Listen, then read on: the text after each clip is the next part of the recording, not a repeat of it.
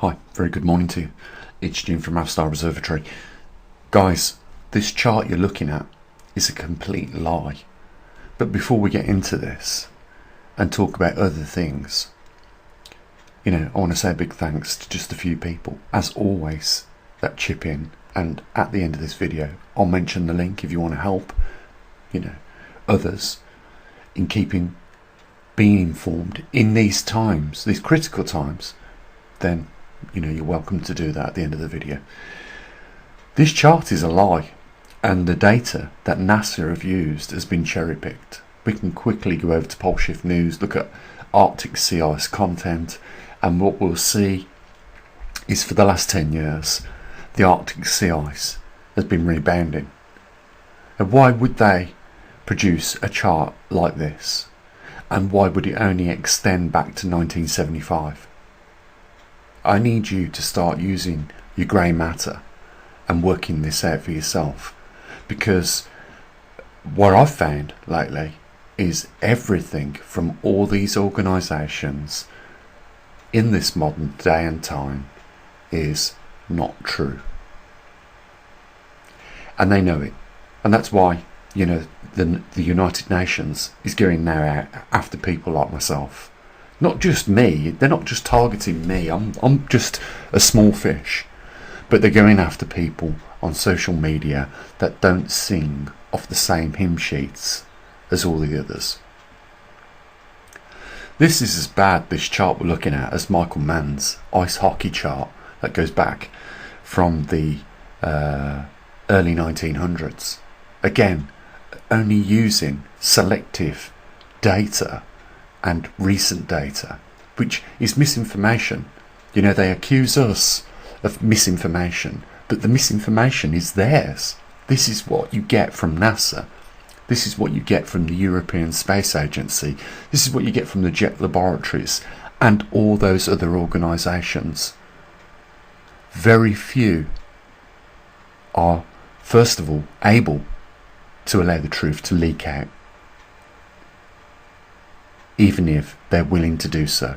And people right now are losing their jobs because they are speaking freely about certain things.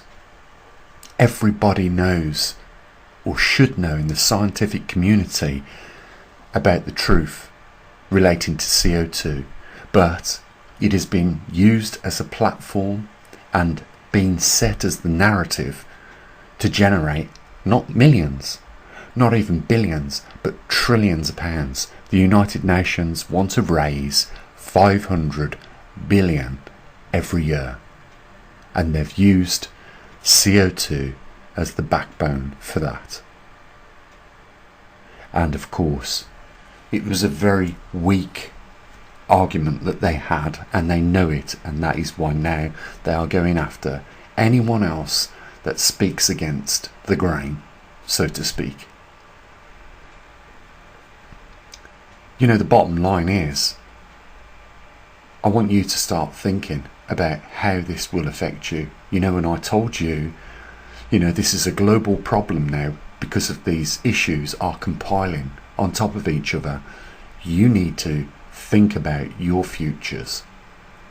If you're going to keep putting it off for another day, then inevitably what's going to happen. You're going to be caught up in this shitstorm. And you're thinking, I'll spot it when it happens. It'll be too late then. It's like everything else. If you're placing your bets on the stock market and you get a heads up of a company and some CEO of that company has got information and he leaks it out and you get hold of that information, by the time you've got hold of that information, it's already too late. It might already be too late for some people today, even listening to this as we speak. And it has happened. Do you know what I have had? People say they went to sleep during heavy rainfalls and the next morning half of their house was washed away and all their belongings went with it. We have made some serious mistakes. You know, thinking that, you know, building houses on floodplains that haven't flooded for the last 60 years is a safe place to build a house. You know, building houses in the path of lava flows that previously flowed during the eruptions of that volcano. Living in earthquake-prone zones and not building a house suitable to withstand the earthquake. Tornado Alley.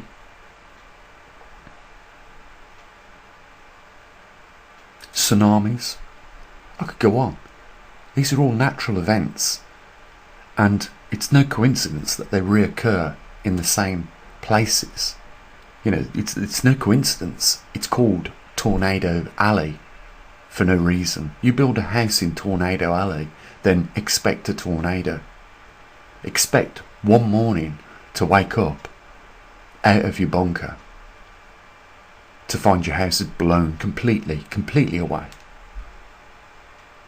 We need to get back to a more simplified life. What I want you to do is understand this, is that cities are synthetic. They're not real. They don't sustain people that live in them. You can cram millions and millions of people into a city like New York, London, but when you stop the mechanisms that keep the food coming in, the logistics that allow, you know, energy, water, sanitation, sewerage, all these mechanisms, when you stop all these, you watch how fast these places become ugly. And I know it's hard for people to let go of, you know, the lives that they've got right now. It's really hard. You know, it's not something you can just drop for any other reason at the moment. You can't do it. I know there's things holding you there, but you need to now start realising that that term, a job for a lifetime, is long gone. That doesn't exist. There is no job for a life anymore. You're lucky if you have a job for just a few years. And, you know, with artificial intelligence about to be rolled out, you have no idea or understanding just how much it will remove the labour force from the job market. You know, I know you enjoy the little luxuries that living in cities gives. You know, you can nip down to the local restaurant, have a meal, have a pizza, have a burger. You know, you've got the convenience of superstores there. But if you focus in a little bit more closer on these things, what you're going to find is that they're disappearing. Yet somebody is still selling the idea that the city is the place to be, and it really isn't. I know it's not easy for a lot of people, especially when you don't have any money and you live paycheck to paycheck, but you need to find a way out. And you need to start doing it now, because you are a very few people with a heads up knowledge. You've got the crystal ball now. You know what's coming.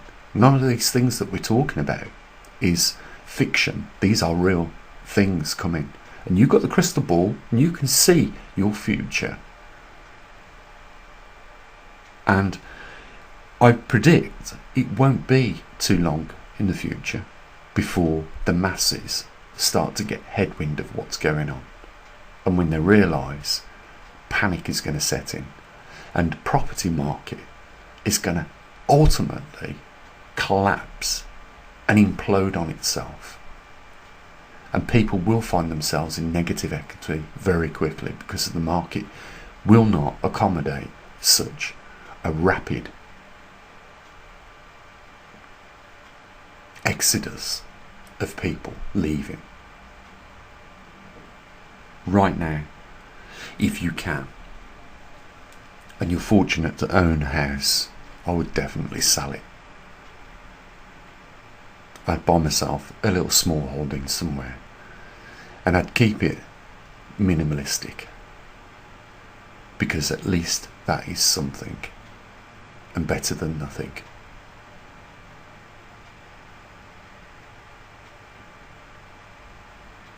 You have the crystal ball, and you can make the decisions that you need to for yourselves, your loved ones, your families and friends. If you can get together to make these things happen, what you need to do, then do that. Don't concern yourself with the latest Tesla or pickup truck. Do with the one you've got. Put that money into other areas which can provide some continuity for yourselves and your loved ones.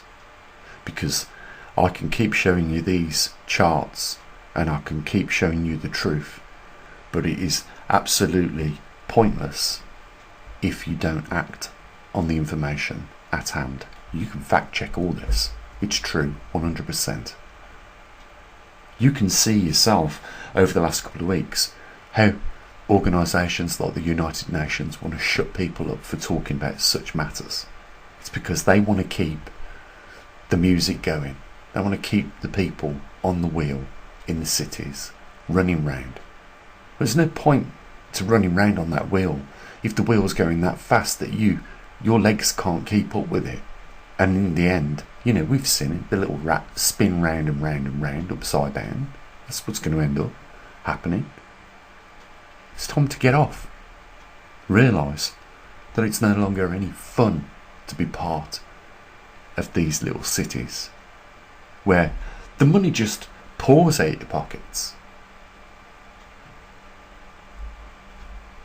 It's worse than living in a casino in Las Vegas. You earn your money, you put it on the table.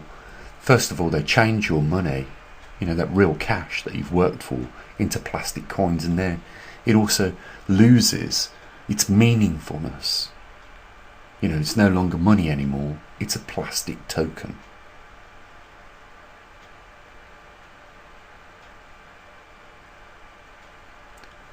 All I want to do is wake you guys up. I don't want you to lose everything that you've worked for in your lives. I know the alternative of what I'm suggesting is not as convenient as you might like, but it's not bad. It's not a bad alternative.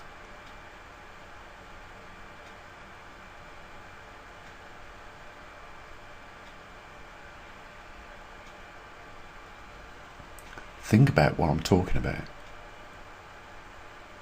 Over the next few days, we're going to stay on this subject.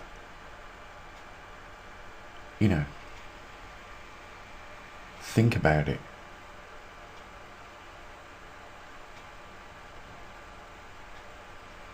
There's a link down there if you want to help support what we're trying to do here. And I know we're going to change people's lives. I know in some respects we've already saved lives. If you want to be part of anything like that, there's a link down there, you can help us.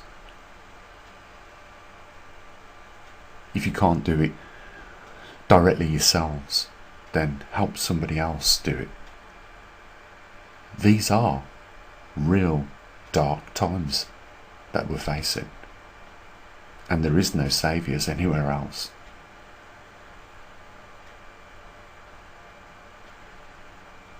Link down there, guys. Say what I usually do. You take care of your loved ones. As always, bye for now.